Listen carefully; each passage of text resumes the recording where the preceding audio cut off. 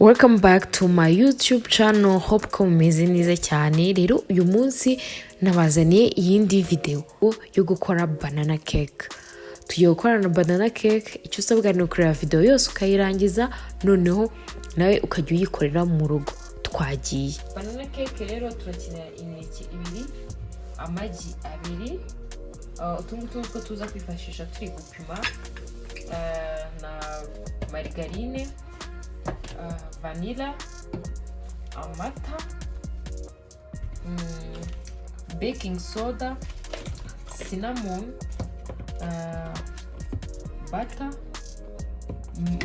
unsalted butter, n'isukari, secret vanilla hamwe n'isukari isanzwe. Umva ari ibyo ngibyo tubuze gukenera. Tugiye gutangira rero tuyaza melted unsalted butter yacu. Turashyiramo ikiyiko kimwe gusa. Tugiye gukoresha ikiyiko kimwe cya butter ndetse n'ibiyiko bitatu bya margarine. Uba wacanye imbabura ugashyiramo akariro katari kenshi, noneho ukabishyiramo bikayenga uko nguko uri kubibona. Noneho imineke yacu ukoresha imineke ihiyemo. Ikindi kintu uhita ukurikizaho, uhita utonora imineke yawe ukayishyira ku gasahani bisanzwe, ugakuraho turiya tuntu tw'umweru tuba turiho, noneho warangiza ugatangira ukayinomba ku buryo igenda ikamera nyine nk'igipondo cyo ugiye guhereza umwana.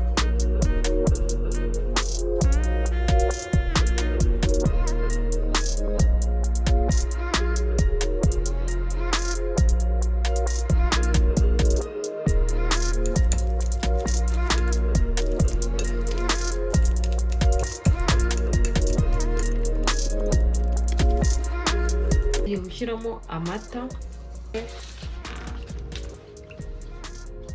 muri ya bata twameltinze hamwe na margarine.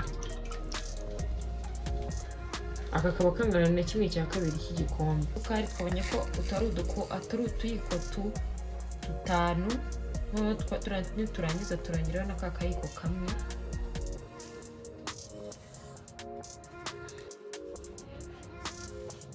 Turangiza dushyiramo amagi abiri,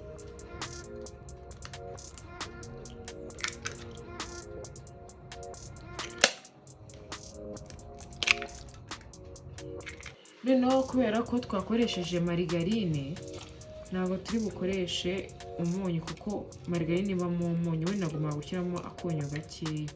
Rero urabona ko ntangiye kubivanga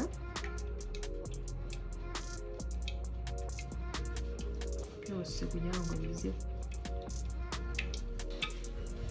Urabivanga paka nyine ubona isukari imana yivanze na batane margarine byose. Iyo umaze kuvanga ibyo ngibyo rero uhita ushyiramo cya gipondo cy'umuneke twagiye tunomba, noneho ugashyiramo na flavor ya vanilla kugira ngo ize kuza ifite umuhumuro umeze nk'uwa vanilla. Ushyiramo kenshi, nirangiza tuvange.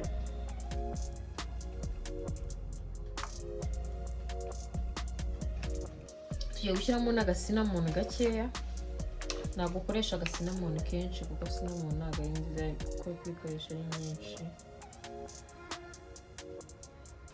Shyiramo n'ikiyiko kimwe cya baking soda cyuzuye.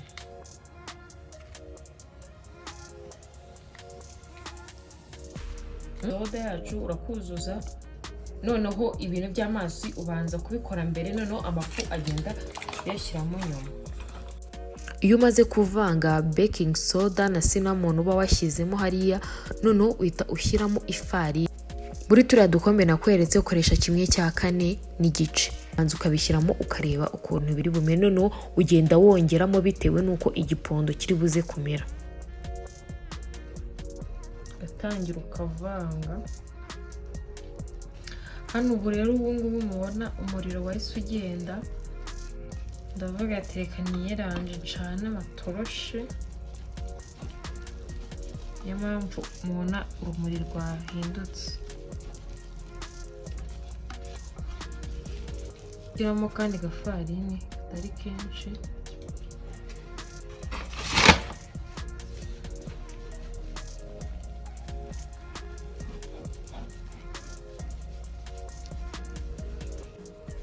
Iyo ubona bitangiye rero gufata nk'uku nguku, urahindura ugakoresha kandi karekuye, akaba ari kuvangisha.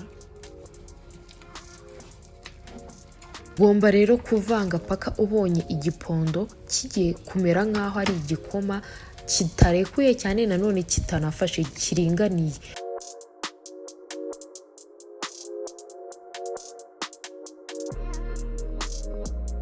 Noneho iyo kimeze uko nguko ni nk'aho biba byarangiye tugiye kuyishyira muri oven ikabyara ya keke yacu.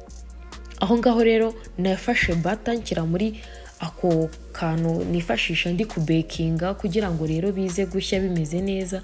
Ugomba gushyiramo utuvuta, rero njye nakoresheje bata. Rero iyo udafite aka ngaka tugiye kwifashisha tubekinga keke yacu, ushobora gukoresha aluminium. Umuntu wese yabasha kuyibona, ziba zihari mu mabotike, ahantu hose wayibona, kandi nayo irabikora neza, ikaza ifite forme nk'iya keke tugiye gukora.